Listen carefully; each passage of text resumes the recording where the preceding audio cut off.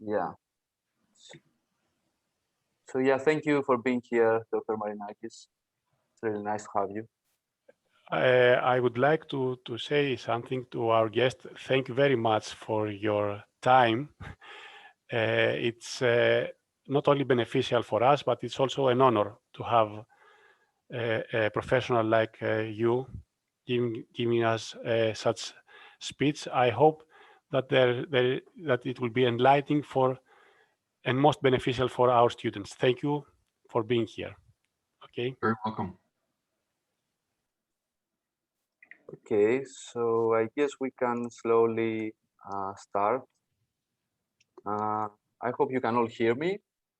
So welcome everyone to our today's discussion titled Gorgon Project, a world-class development of deep water gas in Australia.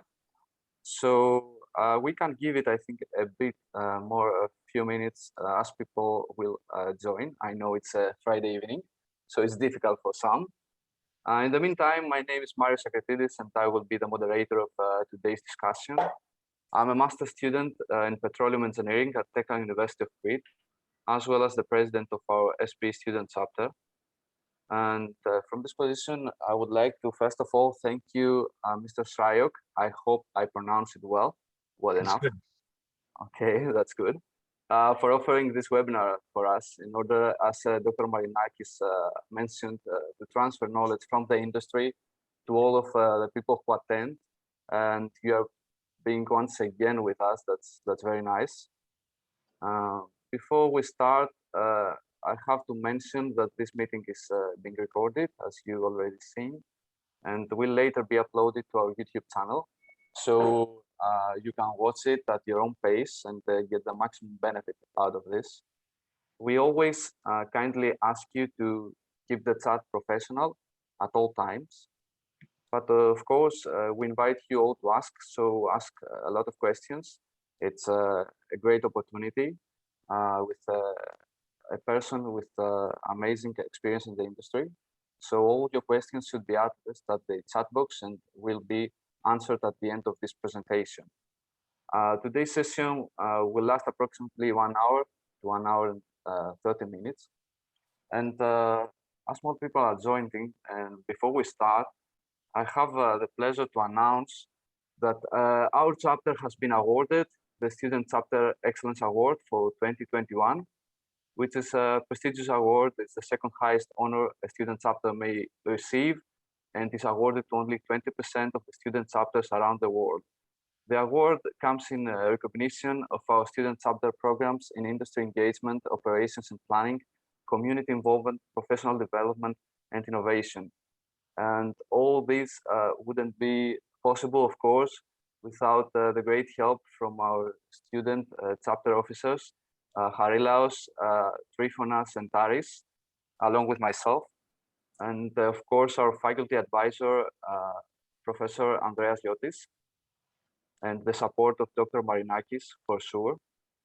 And at this point, I believe we can proceed slowly. So I would like to give you a brief background, a brief abstract about today's topic, because I know that Australia is far, far away from Greece, and most of you don't know about today's topic, the Gorgon field. So briefly, the Gorgon project developed two deep water gas fields off the northwest coast of Australia. Gas from the Gorgon and Jantz IO fields is gathered from 18 subsea wells through two pipelines back to Barrow Island, where 3 LNG trains have been constructed at a total project cost of $54 billion. In 2016, the plant ramped up to the design capacity of 15.6 million tons per annum of LNG. In addition to LNG sales, the project delivers 300 terajoules per day of gas to the domestic market. The highly deviated 80 degrees big bore wells at the Jantz IO Field were completed with open hole gravel packs and 9 5/8 inch tubing. Interference tests were conducted as these wells were initially flowed to the plant. For the Gorgon field, a high-rate monobore design was deployed with perforated 7-inch production casing and 7 5/8 inch tubing for the 270 billion standard cubic feet per day production rates, where cleanups were conducted with limited rate flow back to the rig. CO2 is removed from the Gorgon field gas stream and re-injected into an aquifer beneath Barrow Island. Several technologies are used to monitor the extent of the CO2 plume in the aquifer and ensure containment. More or less, you can keep that the Gorgon project is one of the world's largest natural gas projects and constitutes the largest resource development in Australia's history. And before we go further, and I give the word to you, of course, Mr. Shryock, I would like to say a few words about you. Our esteemed speaker for today, once more, Mr. Steven Shryock, retired from Chevron after working 38 years as a petroleum engineer, asset manager, and subsurface project manager. His experience includes gravel piping research, reservoir simulation, well completions research, steam and CO2 injection EOR, field development planning, and project management, with work assignments in California, Texas, Indonesia, Nigeria. If you can please mute yourself, that would be nice. Yeah, thank you. So, Indonesia, Nigeria, and Australia, and extensive travel worldwide. Mr. Shryock holds, in academic terms, bachelor's and master's degrees in petroleum engineering from the University of Southern California. He's a distinguished member of SPE, having received the esteemed Cedric Ferguson Medal in 1984, and was co-chair for the Technical Program Committee for the 2018 Western Regional. So, having said all that, and without further ado, Mr. Shryock, I believe we are ready to start, and the screen and mic are all yours. Very good. Thank you so much, Marios. Let me first by saying congratulations on your award as an outstanding student chapter. I'm very proud of that program. I actually helped develop it. I was one of the committee members for the student development at one point. And I have to encourage you about SPE. I found it to be very, instrumental to my career. I was a student paper presenter way back when I was working as a student, and prepared a paper based on my summer job that I had between years at USC. And like I say, I was a student chapter officer. I was a section officer in my career in Los Angeles and in the Golden Gate section in San Francisco. Participated, like I say, with meetings throughout my career. I often felt like I got more satisfaction and actually more recognition from SPE than I got from my own company. So you might find it to be very, like I say, important part of your professionalism in your future career. If you stay in the oil industry, stay with SPE. I saw a proposal that they're actually going to merge SPE with AAPG, with the petroleum geologists. So that may be even a bigger organization in the future. So they're considering doing that. But again, it's important to stay, whatever your career is, with a professional association. I think that sharing knowledge and helps us all. So talking about Gorgon, it was my last project in my career, kind of a crowning achievement. I really felt it's a very important asset for not only Chevron, but Shell and Exxon were 25% each. And then when Chevron was 50%, with again, some other partners participating in this huge gas project. This picture on the starting of my presentation is a semi-submersible drilling rig. We actually, as mentioned, flowed back the Gorgon wells to the rig at a limited rate capacity. You can see the flare going there. So that was testing some of the initial wells and getting the fluid off of the perforations, that kind of thing. But a nice sunset over the northwest coast of Australia. So if I get my slides to work here, there we go. As mentioned, it's the Australia's single largest resource project. Just a huge field. Gorgon was discovered in 1980, And it took them from 1980 till 2009 to actually sanction the development. So we had to, first develop the market for the gas, come up with the technology, come up with the scheme on how we're going to develop this field. We found that joining together a later discovery, Jantz IO Field, together with Gorgon was enough scope to put it together. And the design we came up with was gathering the gas subsea, bringing it in pipelines to the Barrow Island, about 60 kilometers off the shore of the mainland Australia. And we had an existing oil field at Barrow Island that we've been operating for, 50 years. And that oil field, again, gave us the sort of base to start from, I guess.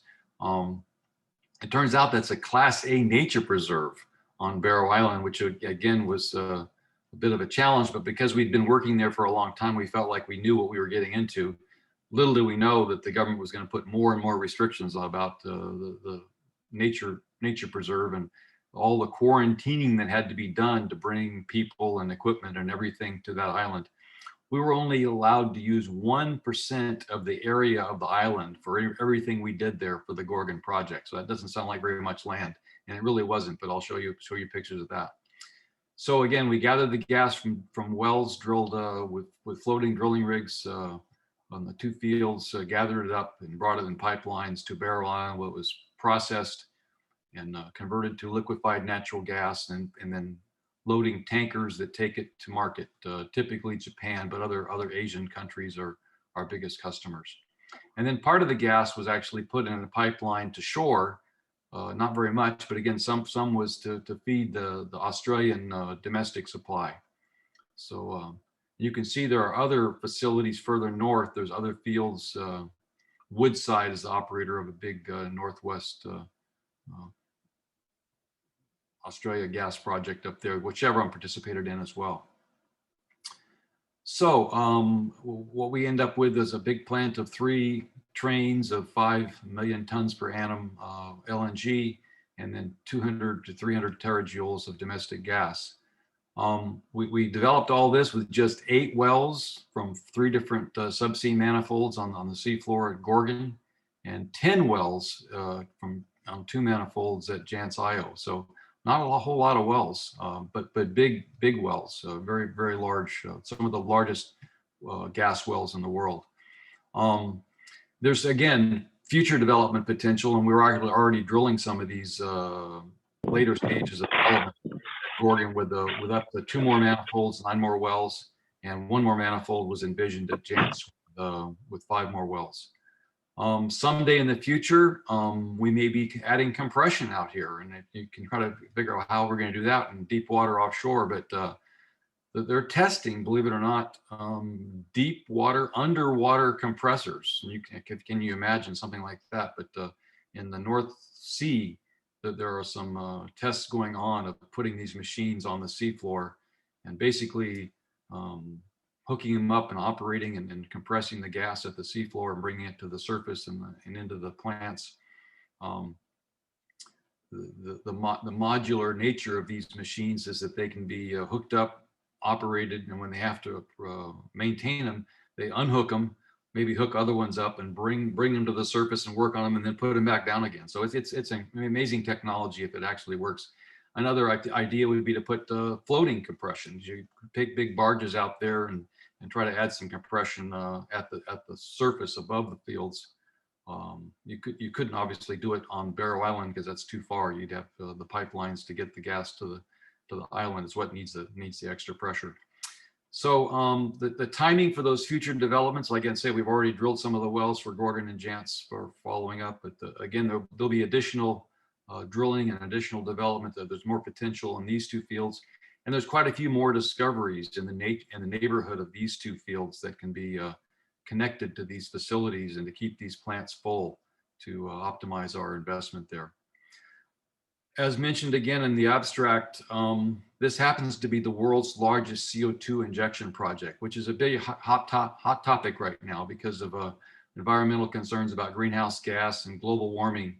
Nobody wants to vent CO2 into the atmosphere, which is probably what's done in many places around the world. is unfortunately we burn gas and that creates CO2, but we also extract CO2 from gas and just vent it into the atmosphere, which is not healthy for the earth. So this happens to be the world's largest CO2 sequestration project, and we get a lot of interest for that aspect of what we did here. This project was sanctioned at $34 billion US, which is a lot of money, but it was executed over many years, and the project cost grew to $54 billion by the time we got it done. So that sounds like a failure, but it's still going to be very economic, I think, in the end. Something I'll say about huge mega projects, I talked to this group about project management a couple months ago, is that these big mega projects are so complex and there's so many things that can go wrong. Unanticipated costs and acquiring equipment and people from all over the world to put into this facility. There were many challenges. Some of them were unions right there in Australia that have to unload the equipment onto the docks. That was one of the big issues for us. The barrel having pests or other things onto the island that could destroy the flora and fauna there. That are some flora and fauna that you don't find anywhere else in the world because of the separation of Barrow Island has from mainland Australia. It was a pristine environment and have some really unique things. There was a beetle there. This is very interesting. There was a beetle there that they studied the shell of this beetle, and that shell of that beetle became the basis for the material they put on the shell of the space shuttle to send into the space. So that beetle's shell was so unique and things you'd never think of. So anyway, that's sort of another brief introduction. Chevron did a better introduction than I can do, and so on video, I'm going to play a short video that shows you some pictures and some animations, which I think you'll enjoy. Where I need to be here. YouTube. Is everybody can see this okay? Yes, we can see it.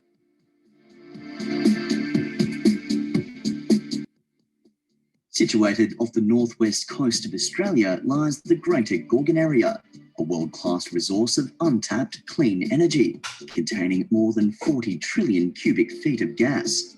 It's the reason why Chevron and its joint venture participants ExxonMobil and Shell have embarked on Australia's single greatest resource development, the Gorgon Project. The Gorgon Project will tap into the Jantz Field, approximately 140 kilometres from Barrow Island and more than 1,300 metres below sea level. Australia's first mega project will use subsea infrastructure for the production, gathering and transport of reservoir fluids from the fields to Barrow Island. Deep sea pipelines will traverse the ocean floor, at one point crossing an escarpment that rises several hundred metres on the way to Barrow Island. Once complete, there'll be more than 180 kilometres of carbon steel pipeline laid, with another 180 kilometres of parallel umbilical and surface pipelines.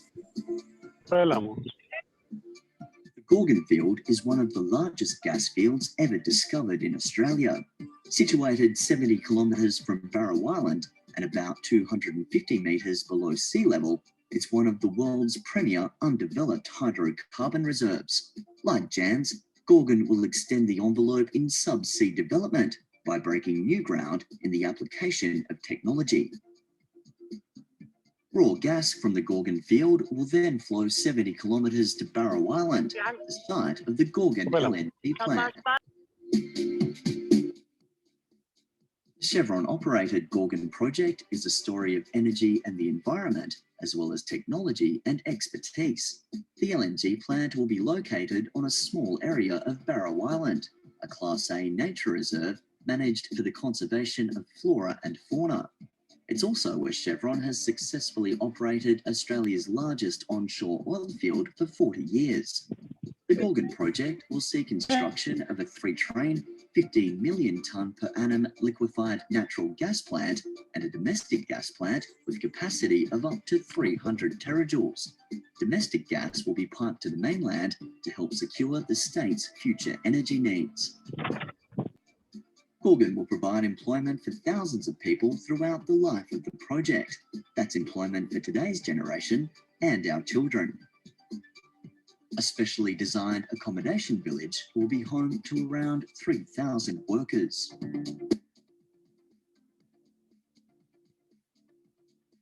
The LNG process starts with the extraction gas entering the pipeline, where the gas is cleaned and caught. The naturally occurring carbon dioxide is removed, compressed, and safely injected deep below Barrow Island before the gas is ready to be liquefied.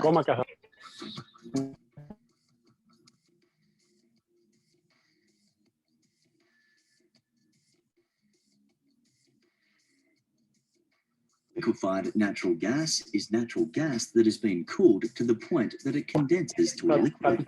This occurs at a temperature of approximately minus 161 degrees Celsius. Liquefaction reduces the volume by approximately 600 times, making it more economical to transport between continents in specially designed ocean vessels. The liquefaction process involves a number of different extraction methods. Firstly, water is extracted from the gas to prevent ice and hydrate forming. All traces of mercury are then removed and high-pressure propane coolant is used to control the temperature of the gas. Each LNG train has a liquefaction and refrigeration unit to produce the final liquefied product.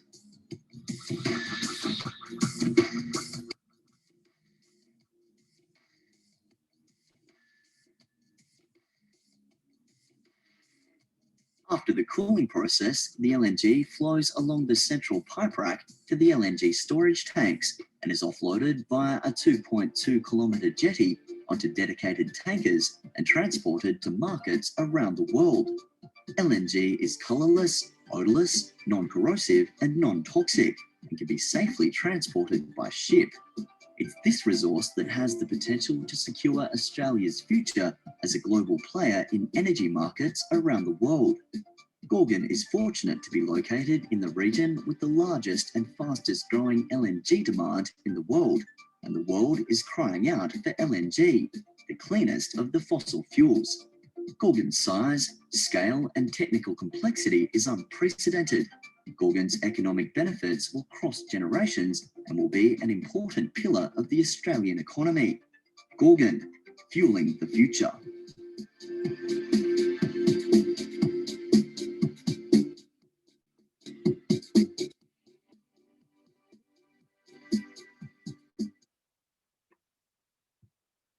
Okay, I think they did a pretty good job there. Yeah, that was a really nice video.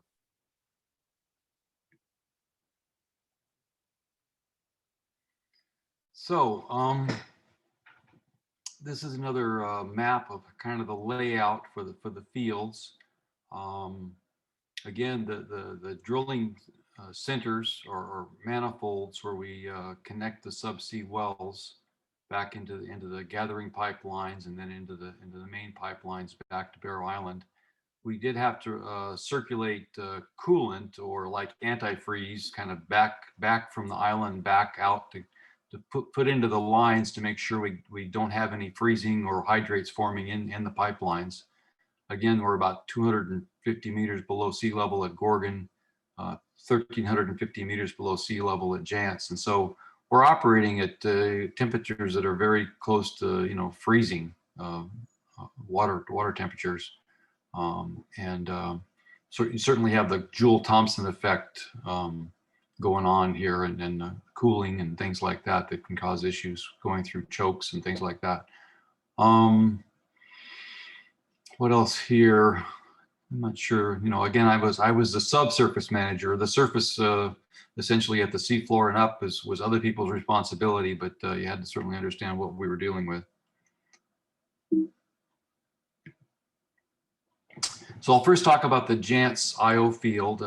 Again, there were two different blocks here, two different operators at the time when the discoveries were made. One of them called it IO and one of them called it Jantz, but they're discovery wells and then delineation wells drilled. These red circles here are the wells that we drilled and had prior to sanction of the project. A lot of the field it's a single reservoir. A lot of it's fairly thin. And so our seismic tuning was like 15 meters. We couldn't really image things below that thickness. And so the thickness that was greater than 15 meters was shown in this blue line. And then the area we chose to develop is what's shown in this yellow box here, part of the field. That's all the gas that we expected to be able to essentially recover with the initial development here. I think we've already seen this picture of the field layout. So zooming into that gold portion on the previous slide, the blue portion on this slide, the exploration wells were, IO1, Jantz 3, Jantz 4, and rather than going off into the unknown, we actually put our drill centers right next to one of the initial exploration wells. So that's what we did. Those exploration wells were not saved; they were abandoned, and so we drilled all new production wells. And we did it in 2 phases. Again, the first 2 manifolds or 10 wells were in the first phase, and this drill center number 3 is being drilled now. Will be hooked up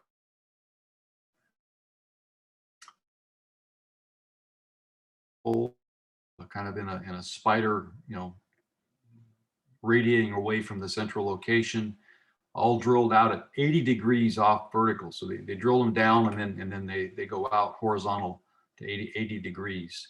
And it's a single zone. And again, we gravel packed the completions here because of the friable nature of the reservoir. We didn't want to produce any sand into the pipelines and into the wells. The average thickness here turns out to be about 45 meters. I remember you talked about the edge being probably 15 meters. So the thickest part was probably closer to, 90 meters or something like that. So here are some diagrams of one stage of the drilling progress. It turns out that one of our partners, Exxon Mobil, was the operator, I guess, of the Jantz IO Field for the exploration phase and the drilling phase. But once they drilled the wells, it was all going to be operated by Chevron. So Exxon Mobil drilled these wells. They had some gravel packing technology they wanted to apply here. I'm not sure how proprietary it was, but again, that was the role that Exxon Mobil played on this project, was to drill the 8 wells. They're 80 degrees deviation. The diameter of the tubing, in the completed wells here, you can see right here, 9 5/8 diameter. That's huge. I mean, most wells in the world don't even have that size of casing at the bottom of the well. And these wells, that was the smallest diameter for the flow area for the tubing for the production. So we're talking about 240 million cubic feet of gas per day for each of these wells. They're all very, very large capacity wells. So after we drilled them and got ready to hook them up and produce them, we had sort of a unique opportunity to collect some information. So the first 2 wells, we decided we wanted to produce, and they were all intelligent wells. They all had downhole gauges, and we had connections back to the Barrow Island, so we can monitor the pressures and flow rates and everything from the surface. So we wanted to be able to listen at one well while we turned on the first well. So that's what we did, is between the 2 manifolds, we chose 1D and 2F and listened between those 2 for the interference or with our pressure gauges. And so we modeled all this. So we started off looking at between those 2 areas, and then you can see we added more wells and we listened between the wells at manifold 1 and then eventually manifold 2. So this was the schedule of the testing proving period for getting the field turned on production. What were we interested in? We were interested in how much flow capacity, obviously, we had here, making sure that our exploration and delineation well testing that gave us some indication was true, that our modeling was going to be true. We were worried about the sealing nature of these faults. Were they going to be barriers to flow or not? Was going to be other faults that are unmapped, could possibly be blocking the communication between the manifolds and limiting the interference or limiting the recovery. So all those kinds of questions were being answered by some of this initial well proving period and data collection. you notice it's a huge reservoir. So even producing these wells at relatively high rates, but still pretty low rates compared to the size of the field, we're only dropping the pressure by less than a PSI. And in fact, we're measuring the pressure less than a tenth of a PSI. And so we modeled all this stuff and history matched it. Here's the ramp up of the various wells versus time. The rate is shown here. The numbers aren't actually given, but you can see the ramping up of an individual well, and then the additional wells being added up to ramp up the facilities to put the field on production. So we started up Jantz IO Field months before we tried to start the Gorgon field up, partly because the Gorgon field has CO2, and we didn't want to deal with this CO2, 15% CO2 in the gas. So we just started off by producing the cleaner gas at Jantz first. And again, we modeled and history matched what was going on here. And we had our mid-case model, our low perm model, our closed fault model, and we actually matched that to what actually happened. And it turns out that our models were wrong. Again, in order to history match, we had to multiply the permeability by a factor of 6. That's a pretty big number. And we had to actually multiply the pore volume by an extra 5% in order to get a history match. And so you can see this is all less than 1 PSI, but we're able to match the startup of that well and learn something about the reservoir. The faults were not sealing, and the permeability had to be higher. Moving on to the Gorgon field, a much different animal. You can see instead of being a single reservoir, there's multiple stacked reservoirs, and there's multiple fault blocks that were obviously sealing because you wouldn't see the different gas water contacts and the different pressures. I guess there is pretty much a general gas water contact in most of the field, but over here on the very northern end of the field, you can see we had perched water up much higher in the reservoir. So these fault blocks are sealing faults and different filling of the gas over geological time. And the plan was to drill it with 8 wells in the initial phase. All these yellow dots are the perforations in the initial 8 wells. And some of them have as many as 7 different commingled zones, and some of them are just 2 or 3 zones. And so this was all worked out through much study and planning even before I got there. In the last 3 years of the development, that was my role, to get this all on production and finish the completions, finish the flowbacks, and get them on production. I actually left the project and retired before we got it on production because, well, the subsurface work was done. We were waiting on the plant to be finished. And so I wasn't going to sit there and wait for 2 years for just postponing my retirement. So I went ahead and retired, and other people have put it on, and I've learned from that. So I mentioned that the field was discovered in 1980 with the Gorgon 1. It was all the way down here in the south end of the field. Then they drilled the North Gorgon 1 and then Central Gorgon 1. And again, we were finding these fault blocks so we could see somewhat on seismic, but we shot several seismic surveys, 3D seismic surveys, and then reprocessed the surveys, and then shot another acquisition, and then processed all that. So a lot of study had to go into this field development. You can see there's quite a few exploration and delineation wells drilled in total before we decided to drill, again, all new wells for production. None of the exploration or delineation wells were kept. They were all abandoned, and special purpose production wells were drilled. Project was sanctioned in 2009, first investment decision here, $34 billion, and it went on production at about a $54 billion total cost for both fields and all the facilities. That's all in. So again, the plan was for drilling these 8 development wells at Gorgon, optimized sort of in the center of the field. We sort of took the best first to make sure we had a good project. There's later development plan on the very south end and the very north end. So that hasn't been executed yet. In 2014, we perforated, after we had drilled the wells, we had to go in and perforate each of the reservoirs to open up to potential for flow.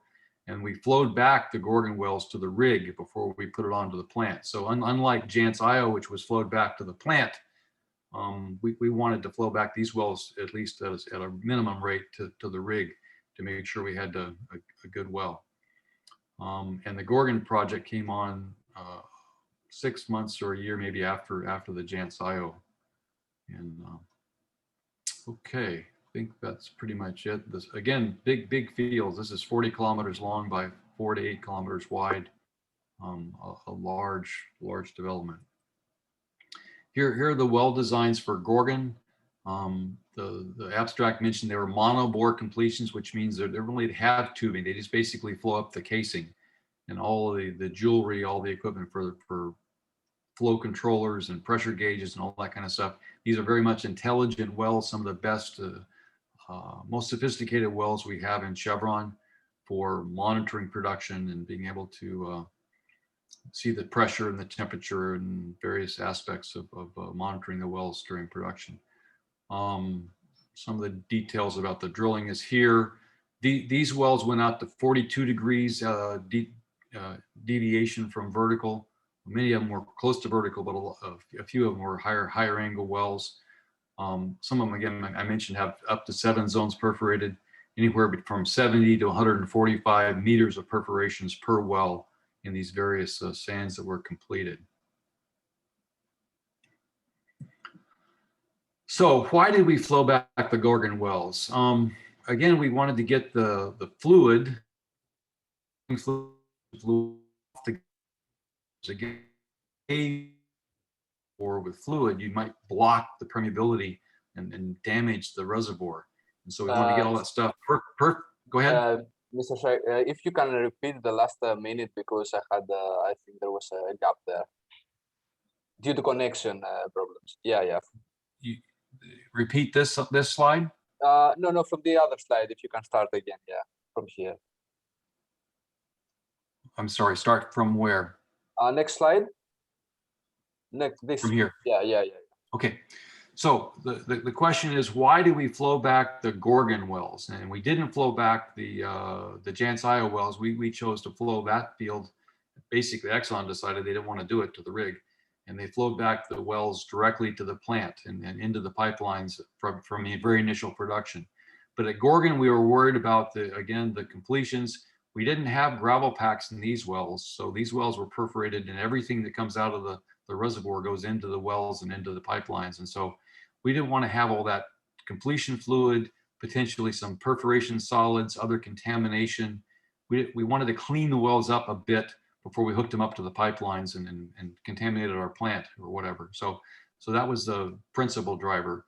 Another opportunity was to collect data, again, like we did the flow between the wells at Jantz IO. We wanted to acquire samples here. We were worried about CO2. We were worried about mercury, which turned out to be true. We actually found mercury in this gas and could see all these different reservoirs. We wanted to know how much mercury was in each one of those fault blocks, for example. We wanted to, again, provide some early validation of our expected well performance and the basis of design for the whole project. It's a very big project, a lot of investment. You hate to have surprises. It gave us time between the perforating and the flow back of the wells before the plant was ready to do additional work on the wells in case we needed to. In case we had surprises and low side outcomes, we might have to drill more wells or complete them differently. But there would be opportunity to do that with the time before the plant was ready. Confirm the wells were in good integrity, mechanically sound, weren't going to have any problems. And the functionality of all that downhole equipment, intelligent wells and the subsea equipment, all that stuff could be tested around the wells before the plant actually needed the production. So that was good justification. The plan was to perforate we actually started top down. We later converted it to a bottom up kind of perforating order within each well. We have the early unloading of the wells, add the rest of the perforations and ramp up the well. The rig could only handle 80 million cubic feet a day of flow capacity with the flares. We couldn't go all the way up to 200 million a day because that would burn up the rig. So again, we limited the rates. We had the cleanup period, and then we had a stable flow period. Then we shut it in and built up the well, and we were able to get a buildup and analyze all that information. So execution challenges, perforating with guns. Basically, you run we call it a gun. It's a long tube with shaped charges, kind of like bullets they're not actually metal, but fine particles that are blown out at high velocity, explosive, to makes a hole through the casing and out into the through the cement and out into the formation. So it might go 3 feet out deep into the formation, and you might have 4 to 12 shots as you go down the well in a spiral fashion, all the way down the well out into the reservoir for the area that you're perforating. So we load these guns with these shape charges and then set them off, and they all fire at once, and you immediately flow back, put negative pressure on the well and flow back the gas and the fluids and everything back up the well and out the flare. And so that's the plan for perforating. Well, these perforating guns are run in on wire lines, so cables that are electric, but as well as just mechanically strong cables to hold the weight of the guns, run down into the well, and you set it off, and you bring the cables back up. Well, we got stuck. The first time we shot one of these things off, it didn't want to come back up again. So we found we stranded some wire and had to fish all that out of the well again, and under pressure and all that kind of stuff. So it was problematic. So we had to work on our process here. We ended up using stronger guns, smaller guns, shorter lengths of guns in each shot. So instead of having maybe 40 runs to shoot all the wells, I think we ended up with 69 different runs to perforate all the wells where we wanted to. Again, we talked about the cables coming apart, having problems with the cables, but we were able to fish it out and recover from that. But there was a learning process here. The other thing we were worried about was, again, hydrates. That's the liquids that are cooled by the Joule-Thomson cooling of the gas expansion. Freezes and creates this ice and can block the well and block the flow rates. And we had to increase methanol injection. That's one of the diluents you use to prevent hydrate formation. And where we put the methanol into the well, we changed that injection point and got better results. We wanted to avoid any water blocking of a reservoir, and by making sure we got that fluid off the well as soon as possible.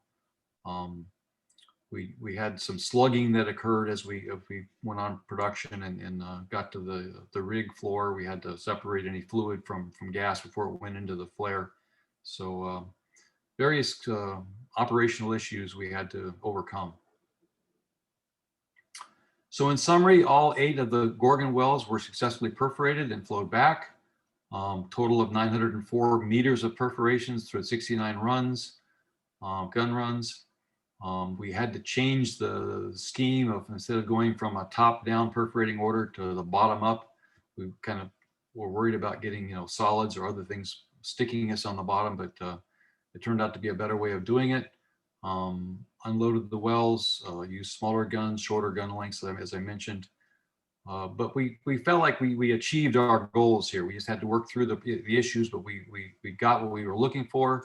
We got good samples from all the wells, and we're able to see how the gas composition changed with area and depth. We found the mercury that we had to deal with on the surface. We had to add some more mercury removal facilities to the plant design. We generally got pretty good results as far as productivity, though. We were pleased with the well performance, and it met with our expectations and our modeling, and so that was good. And again, what we learned here would help us with the plant design and future campaigns for future drilling. So I've talked about the 2 big gas fields. The other big part of my responsibility was the CO2 injection. So quite a bit of CO2, 15% of the Gorgon field had CO2, 15% of the gas was CO2 removed at the plant. And then it's compressed somewhat and it's in sort of a supercritical fluid state. I think it's only about 60 degrees Fahrenheit under some pressure, but not high pressures, but it becomes like a supercritical fluid, and that's the state that it's re-injected into a reservoir. So we identified an aquifer that was in Barrow Island, wasn't produced, but we knew about it. And again, most of the oil production was further south from where this CO2 injection project was going to be conducted. So we identified this aquifer. We planned for the pressure management of that. So you have to remove water from the aquifer to make room for the CO2 to go in without overpressuring the reservoir. So we had a scheme of 4 water production wells, and took that water and put it in 2 other wells, which were completed in other aquifer. So we had a production aquifer where the CO2 is going, and then an injection aquifer to be able to dispose of the water we took out of the first reservoir. And then we had some surveillance wells. We had to build a pipeline to get the CO2 from the plant out to the side of the wells. And then we had to really convince the government we knew what we were doing, and we could monitor where the CO2 was after we put it in the ground and make sure it didn't leak back out or get into the environment. So we had logging, we had microseismic, we had regular seismic, we had what they call INSAR.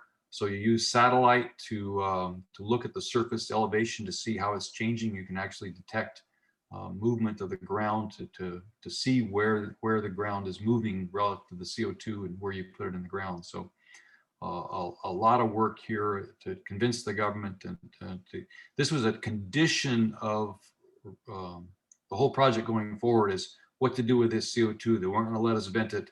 We had to show that we were going to store it, sequester it, and know where it was for the future. So we modeled it. So this is, I'll show you in a minute some reservoir modeling.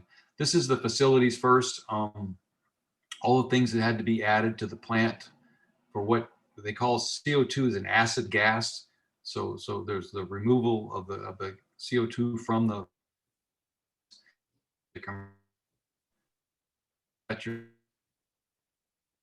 condensate, a lot of pieces to the surface piece. This is the, we'll hope you're seeing this all right, because we're seeing some instability here. So this is what the reservoir, the aquifer looked like. The Dupuy formation was below this Barrow Group's shale. So that was considered, this gray line is considered the seal between the upper reservoir sands and the aquifer we were going to store the CO2 in. It had good permeability, 300 meters of thickness.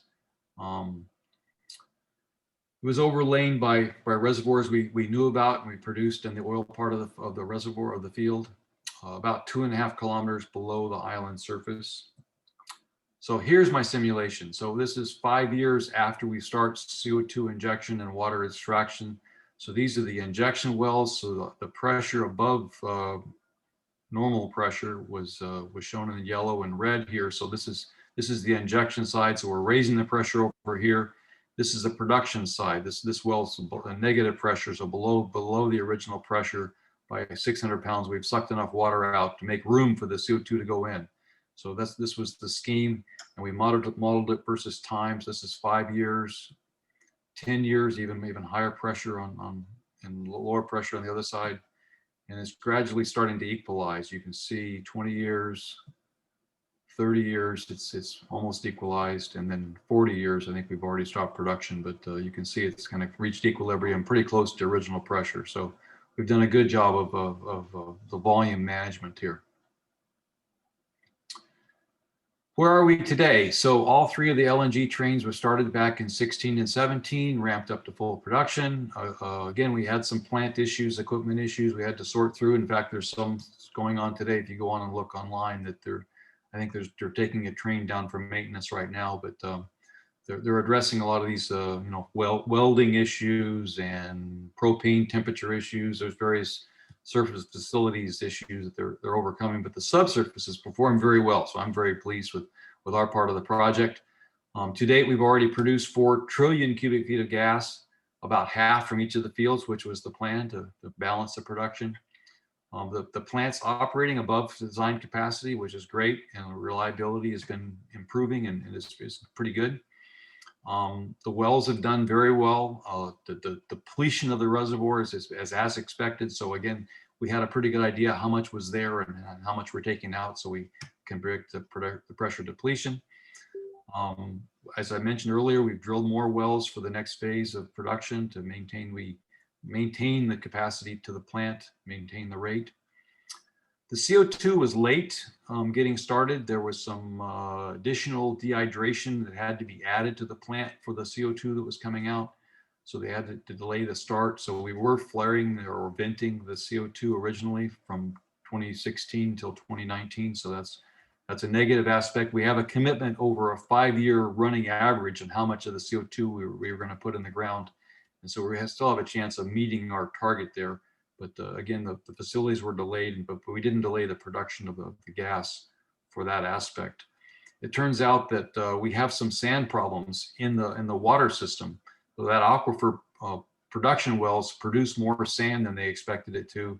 And the sand came up and went into the injection wells and plugged the injection wells. So they have a sand control problem they're trying to resolve for the CO2 project, which I heard about.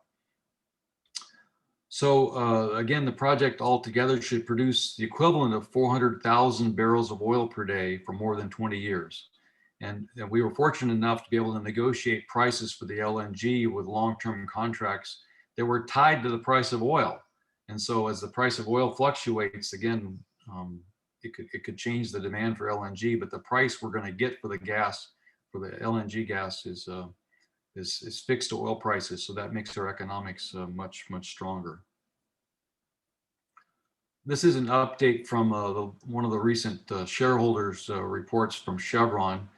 These numbers are in Chevron shares, so you can basically double these because in both the Gorgon project, which we have been talking about, and there was a sister project almost as big called Wheatstone in the same area. So Chevron was doing 2 of these big projects at once, and we're 50% operators of each of them. So you can double these numbers. So you can see that our net production there is almost 400 million barrels a day just for Chevron's share, but all total for both fields, it's double that.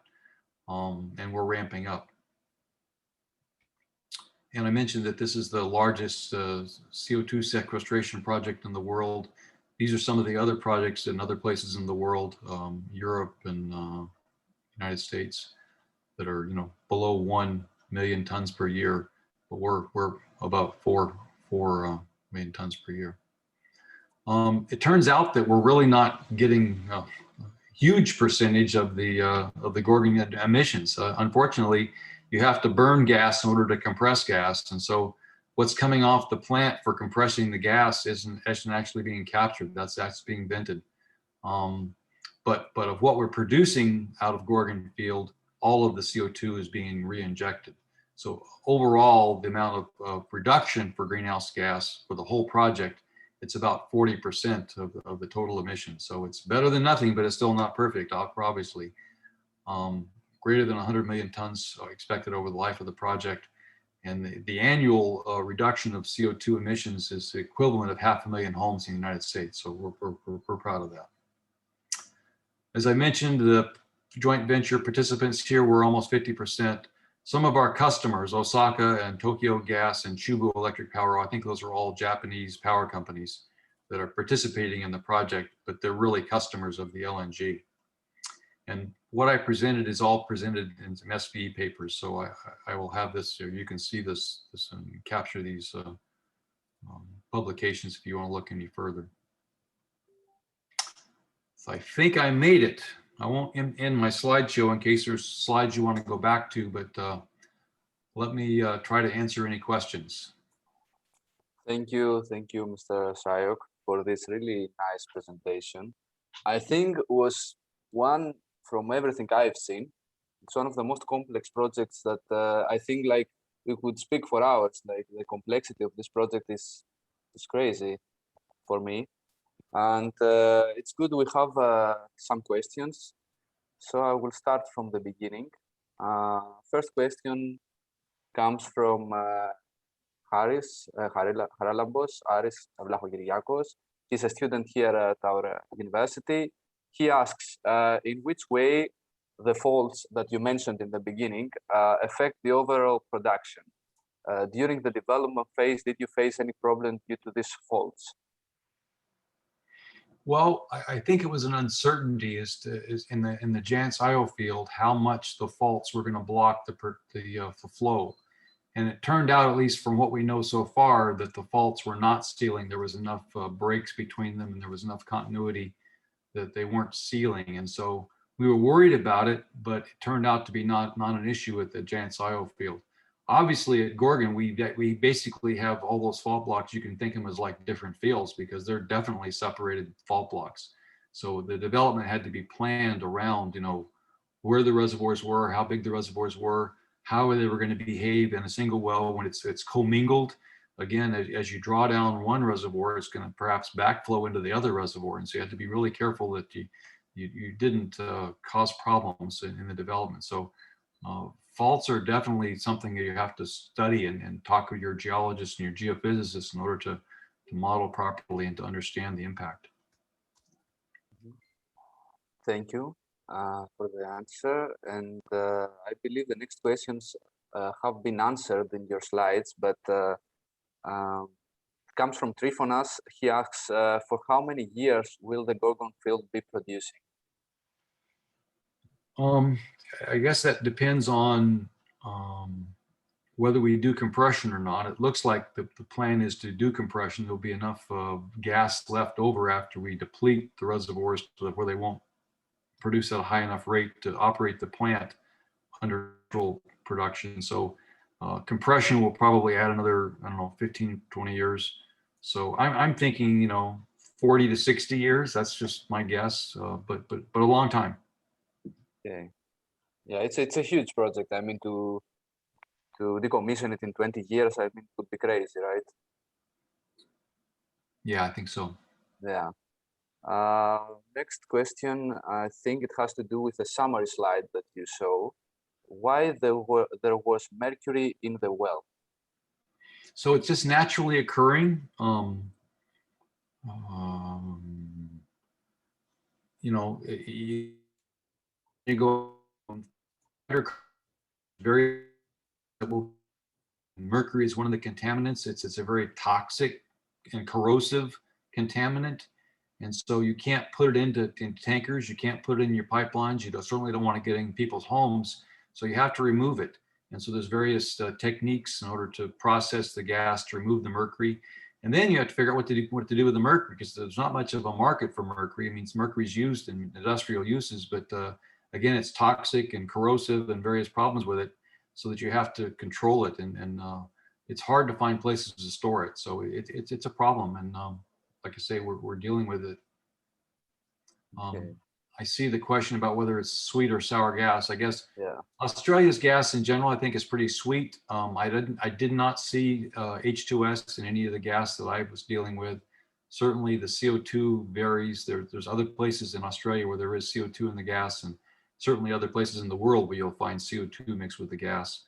One of the fields I worked on in Argentina, El Trapial, had a lot of CO2 in the gas.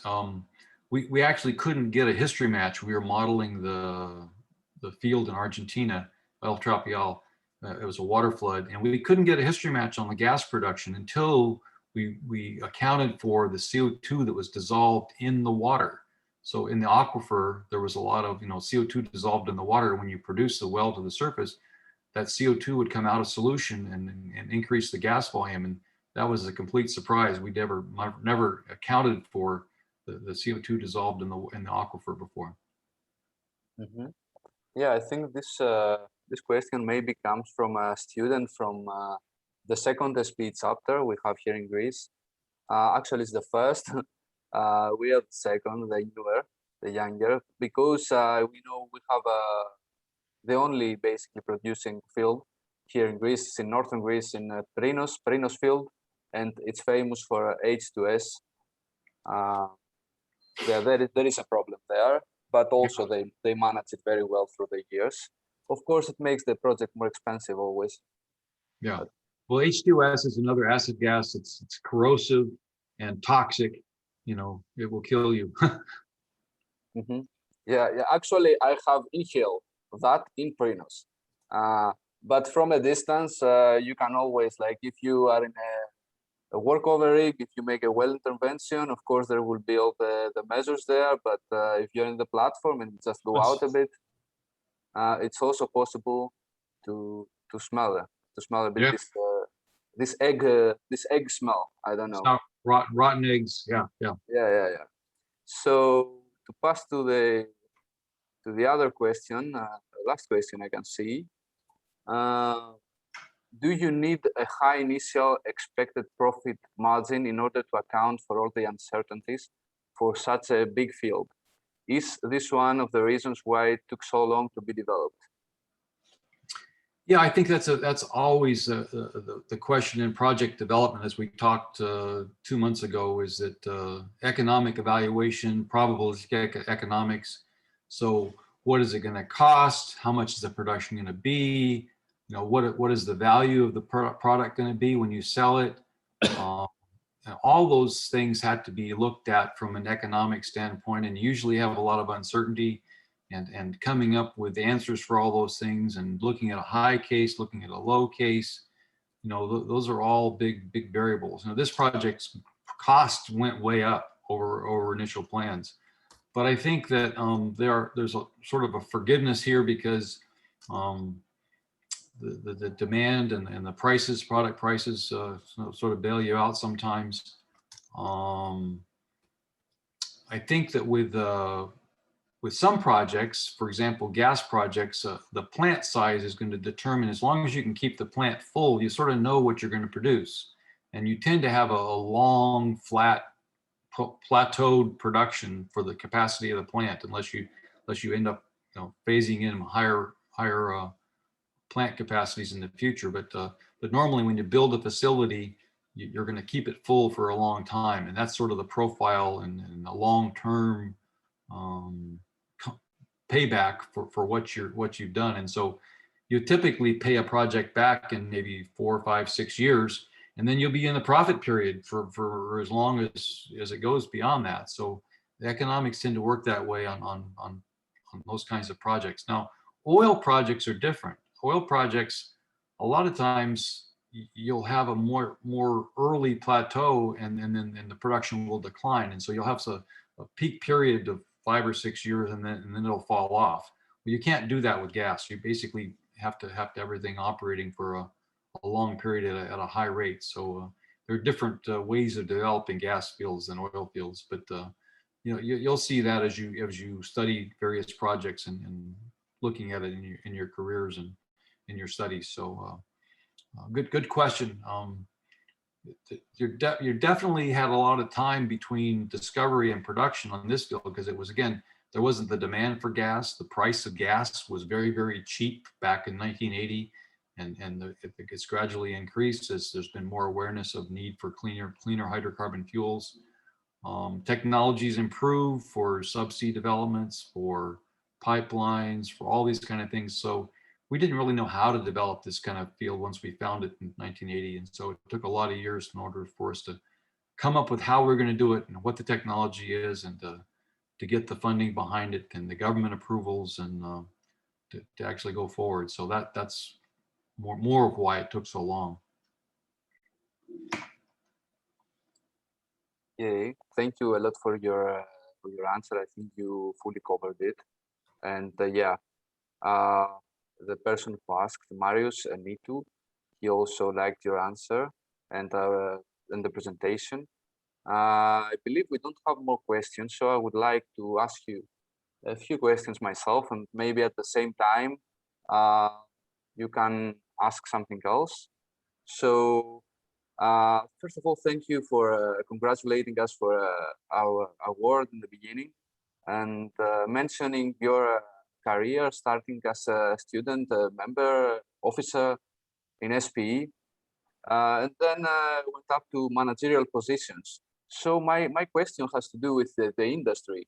So as a young engineer, as a junior engineer, going to a big company or a smaller company, I guess it's different. Do you have like some period of learning? Do you get training like 6 months, 1 year, I don't know, 3 months? What is the typical? I saw different companies do different things. Some companies have a formal training program for, I think it was Shell, that would put people through several months of formal training, almost like going to Shell, you know, PE school after you graduated from university. Chevron didn't do that. We had courses depending on what you were doing. They put you in a 1 or 2 week course for well testing or multi-phase flow or whatever your responsibilities were. We had training courses, well logging, that was another big one, economics, various things that supplemented your education, and perhaps on software that we were using, things like that. So there was a lot of courses that were available, but again, there was not a training time that you started off doing in those years when I started, 40 years ago. We also trained people, developed people by moving people around. I moved 13 times in 38 years, 14 times in 38 years. Every 3 or 4 years, I was to a different part of the world, or a different field or whatever. I don't think that it's as affordable to do that these days, that the ability to move people and train people by development assignments is as common as it used to be. The other issue is that we have dual career families. And so if you're trying to move a husband and wife, for example, around the world, then you have to have a job for each of them. And if we're not in the same company, how do you manage all that? So those are more challenging for how we used to develop people. I think that one way during sort of tougher times for the industry, and I think since I retired, the last 6 years has been as tough as I've ever seen. I mean, we had ups and downs throughout my career of oil price and hiring and laying off and those kind of things. But again, I think that I was able to stay with Chevron my whole career. I think if you're good at what you do, I think that, you'll always be employed. So, value your profession, value your technical training.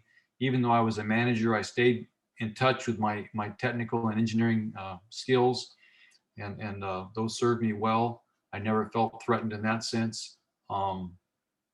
Again, you ride through the highs and the lows. There are ways of getting experience outside of oil companies that still can benefit you. For example, the service industry. My father was with Halliburton, and or stay in the oil field with actually doing the petroleum engineering job. And until you can get those other jobs, try to get some other experience. I really think it's a great career, and I would still feel like they're going to need it for many years to come. They're going to need it for CO2 sequestration, right, in the immediate future. There might be an energy transition from oil and gas to cleaner fuels, but I think right now, at least in the United States, 80% of our electricity comes from fossil fuels. And you can talk about wind and solar and all these other alternative sources, but it's going to take a lot of years before them to replace the oil and gas industry. So I think it's a fairly secure career. It does have its ups and downs, which are tough, but I think that in the end, it was very rewarding in my career, and I still would be encouraging people to stick with it. Yeah, thank you. Actually, you over-answered, I would say. It was really nice. You gave a lot of information on your personal views. Because basically my next question was about this, the Gorgon field, the Gorgon project, and your work in this project, which involved also the CO2 injection. And it's, as it seems, it's 40%, as you mentioned, but that's really good. It's a success. It's a huge success. With all this that's happening, and we are talking about one of the largest gas reserves in Australia and in the world. So what do you believe about specifically gas as a fuel for the next 3 decades until 2050? What is your opinion about gas specifically? Well, I think the biggest surprise in my whole career was how you could hydraulically fracture source rock, essentially basement or very, very tight reservoirs. You can hydraulically fracture them and get production out of them. I think that the shale gas phenomenon in the United States and other places around the world was a complete surprise to me. But the is that we've gotten the United States to become at least self-sufficient in hydrocarbons. For many, many years, we were so dependent on the Middle East to be able to keep our economy running with oil, because we had to get all this imported oil from the Middle East and other places. So the United States has much improved their situation by the fracking and production of natural gas. It got a bad name because there were some people that weren't doing it properly. They were disposing of water that was used during fracturing into shallow reservoirs and polluting aquifers and spilling it on the ground and all kinds of issues. So it kind of gets a bad name, but I think companies like ours have been doing it for 40 years very safely and successfully. And it's born a new industry for the United States and clean natural gas. So I think there's other potential for natural gas because we found ways of fuel cells where you take natural gas and process it into hydrogen, and you dispose of the CO2 and use hydrogen as fuel. They've actually got a service station here in my city that will fuel certain cars that can use it, hydrogen fuel to your car. And so they have service stations providing hydrogen fuel for automobiles. And so there are cleaner ways of using natural gas that will be developed. And so I'm optimistic about hydrogen, fuel cells. I think there'll be more CO2 sequestration into aquifers. I think we'll try to capture more of the emissions from various plants like cement plants or refineries, other things that emit CO2 today. We can try to capture that and keep it from going into the atmosphere. Thank you so much for the whole presentation, for being here with us again, once again.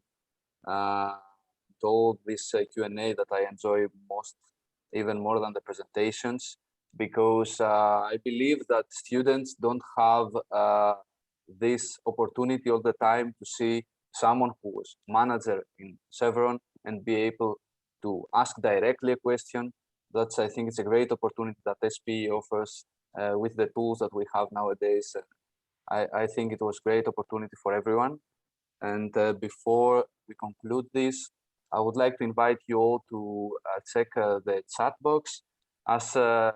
Shryock mentioned about hydrogen a few minutes before, we have our last, I would say, event before the exams for the students and before the summer. We plan it next week by Dr. Athanasios Toubos, who is a director here at Democritus Research Center in Athens. And it will be about hydrogen as an energy carrier for the near future.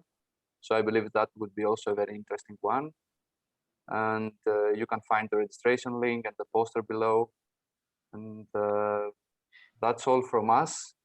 Thank you again, everyone who attended today's event, and have a nice evening or a good day for you, Mr. Shryock.